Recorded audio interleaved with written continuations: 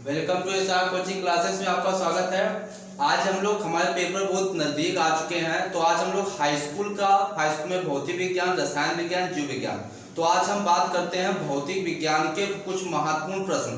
तो आपको जो प्रश्न हम बता रहे हैं भौतिक विज्ञान के कक्षा 10 के, तो आप ये जो है इसको जरूर याद कर लीजिएगा। इन क्वेश्चनों को आप जरूर पढ़ लीजिएगा। इनको पढ़ने के बाद आप अदर से भी क्वेश्चन पढ़ लीजिएगा। लेकिन ये जो क्वेश्चन जो हम बताने जा रहे हैं आपको, ये बहुत महत्वपूर्ण प्रश्न है और इसमें से बहुत ज्यादा क्वेश्चन आपके पेपर में आएंगे, तो इनको आप जरूर एक बार पढ़िएगा, बाकी अदर भी आप क्वेश्चन पढ़ लीजिएगा। तो हम पहला क्वेश्चन जैसे वहां है मानवनीति का सचित्र वर्णन कीजिए, यानी कि मानवनीति क्या होता है, उसका कार्यविधि तुमको बकायदा डायग्राम सहित आपको बताना है मानवनीति के बारे में।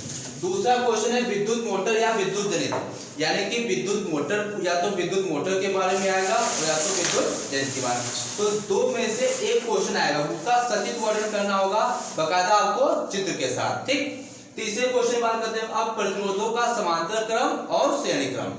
तो इसमें डेरिवेशन होती है हमारे प्रतिरोधों का समांतर क्रम क्या होता है, R बराबर R1 plus R2 plus R3 की डेरिवेशन है हमारी। ठीक, दूसरा है प्रतिरोधों का समांतर क्रम, जिससे 1/R 1/R2 1/R3 ये करके हमारी डेरिवेशन है। तो इसको आप दोनों को आपको तैयार कर लेना है। ठीक, चौथा क्वेश्चन हमारा है प्रकाश का परावर्तन। परावर्तन क्या होता है तथा उसके नियम बताना है। फिर प्रकाश का अपवर्तन क्या होता है और उसके नियम, दोनों क्वेश्चन अलग अलग है। फिर अगला है पांचवा क्वेश्चन है पूर्ण आंतरिक परावर्तन किसे कहते हैं, पूर्ण आंतरिक परावर्तन किसे कहते हैं और उसके पूर्ण आंतरिक परावर्तन के लिए कौन कौन सी हमारी शर्तें होती हैं।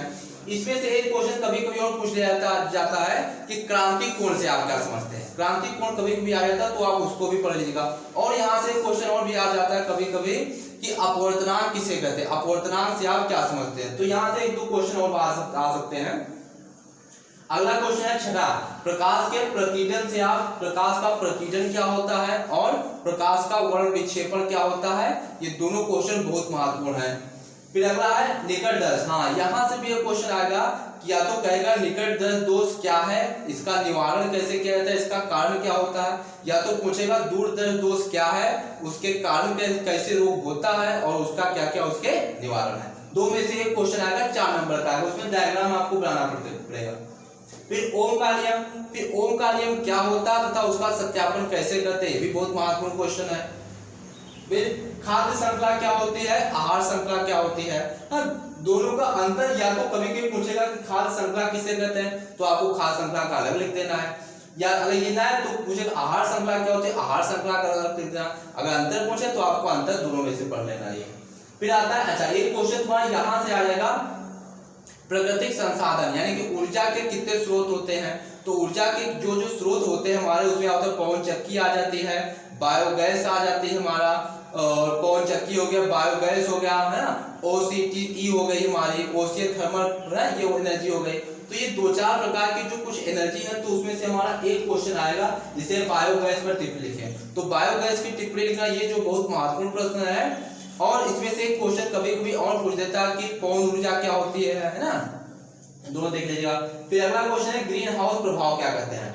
ग्रीन हाउस प्रभाव किसे कहते हैं, या वैश्विक उष्णता यानी कि ग्लोबल वार्मिंग। तो ये दोनों महत्वपूर्ण, ग्रीन हाउस प्रभाव पर टिप्पणी भी और वैश्विक उष्णता यानी कि ग्लोबल वार्मिंग, ये दोनों क्वेश्चन में से एक क्वेश्चन तुमको पेपर में जरूर मिलेगा। ठीक, फिर अगला है वन हमारे लिए। ये क्वेश्चन आपको इसमें 100% क्वेश्चन आपको ये पेपर में मिलने वाला है कि वन हमारे लिए क्यों उपयोगी है। तो वनों से रिलेटेड कोई ना कोई क्वेश्चन आएगा, वन हमारे लिए क्यों उपयोगी है, वनों का संरक्षण करना क्यों आवश्यक होता है ना, वन संरक्षण क्या होता है। इसमें एक क्वेश्चन रेड डाटा बुक वाला कभी कभी इसमें पूछ देता है कि स्टोन प्रजातियां पूछ देता है इसमें, है ना। तो इस टाइप के इसमें क्वेश्चन तुम्हारे पढ़ना है इसको यहाँ से। ठीक, अच्छा फिर अवतल दर्पण या उत्तल दर्पण। तो अवतल दर्पण के लिए कुछ स्थितियां होती है कि उस वस्तु का प्रतिबिंब कहाँ होगा, वस्तु के प्रतिबिंब को अगर आगे रख देंगे तो उसमें 4-5 कुछ स्थिति होते हैं। जब वस्तु को अनंत पर ले जाएंगे तब क्या क्या उसके प्रतिबिंब कहाँ बनेगा, है ना। तो वहां से तुम्हारा एक क्वेश्चन ये तुम्हारा है।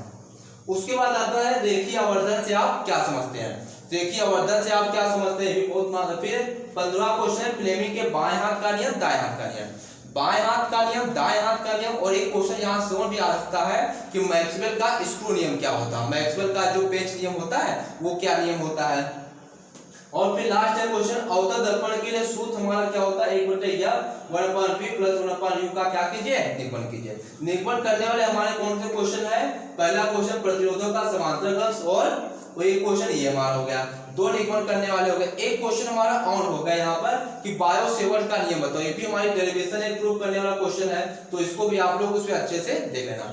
तो ये क्वेश्चन हमारे जो क्वेश्चन आपके सामने लिखे हैं 15-16 जो क्वेश्चन आपको बताए हैं, ये फिजिक्स के बहुत ही महत्वपूर्ण प्रश्न है और इनको आप जरूर पढ़ लीजिएगा, ये परीक्षा के दृष्टि से बहुत ही महत्वपूर्ण क्वेश्चन है। ठीक, फिर इसी तरह आपको बता देंगे रसायन विज्ञान में कौन कौन से महत्वपूर्ण क्वेश्चन है और इसी तरह बायो में। ठीक, तो आपको कल हम सारे आपको ये चीजें प्रोवाइड करेंगे। ठीक, थैंक यू।